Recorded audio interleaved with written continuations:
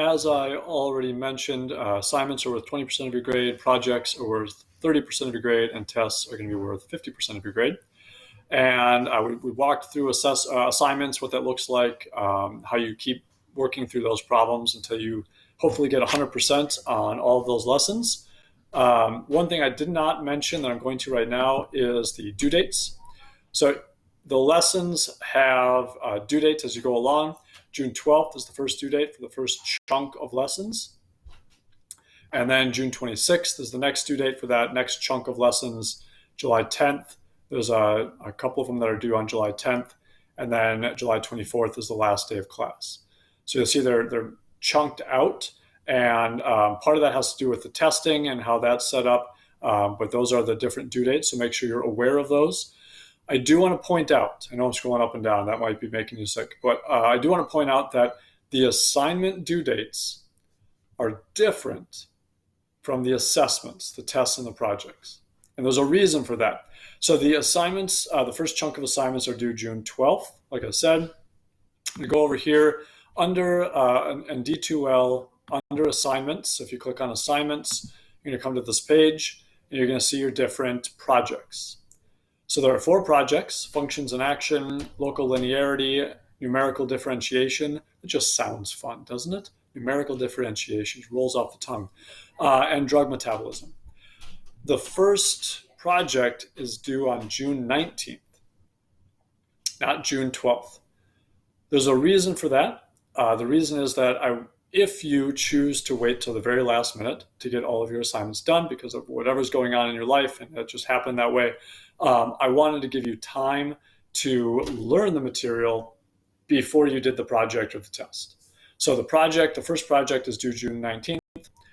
First test, if you scroll down a little bit further, here are the tests. The first 2 tests are due by June 19th.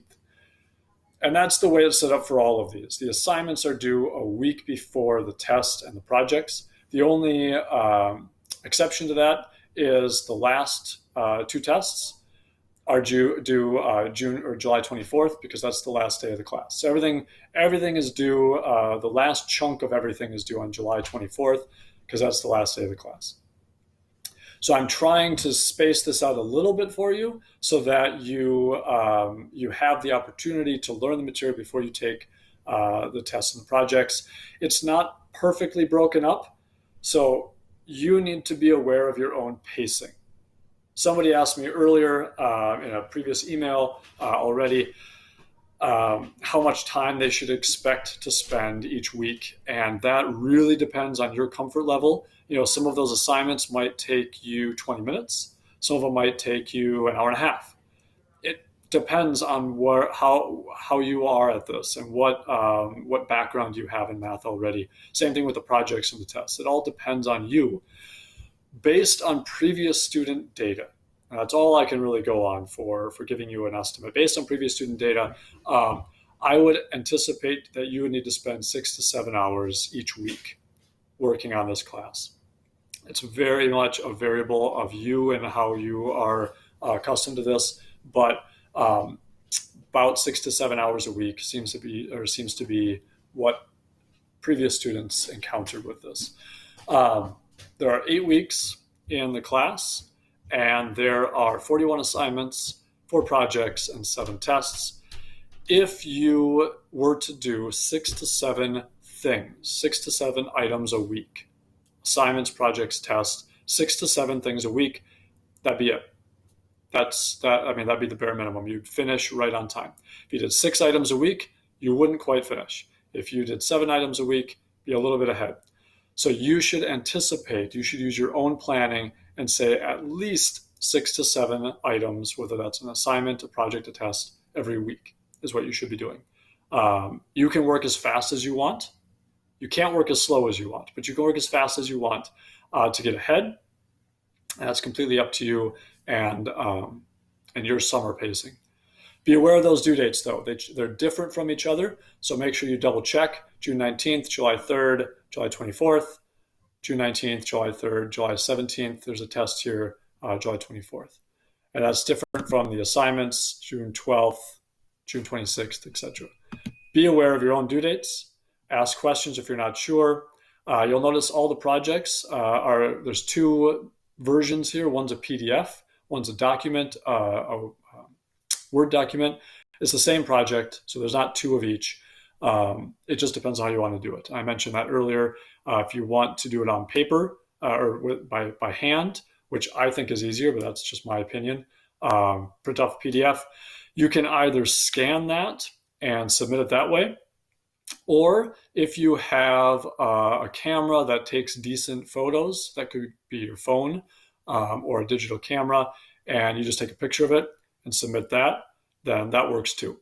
So I can read that either way, as long as it's visible, as long as your camera is decent, or you can scan it. Same thing with your work for your tests. Again, it is required that you submit your work.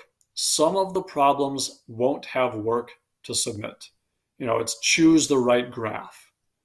Which graph represents this function? In that case, there will be no work to show. And I'll know that.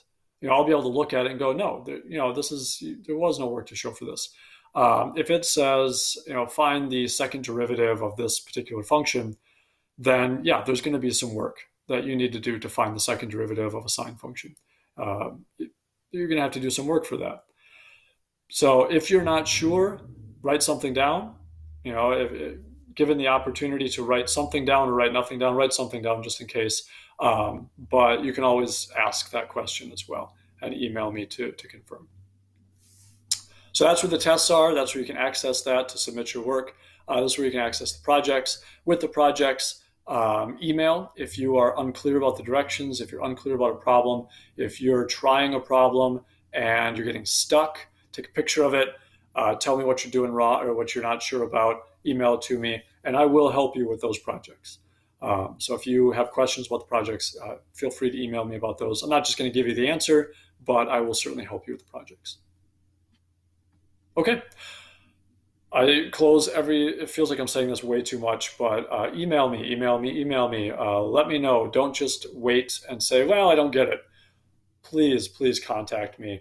I'm used to having lots and lots of students pester me about problems. So as long as you're asking me good questions, ask away. You can't overwhelm me with questions. Okay, thank you. Good luck.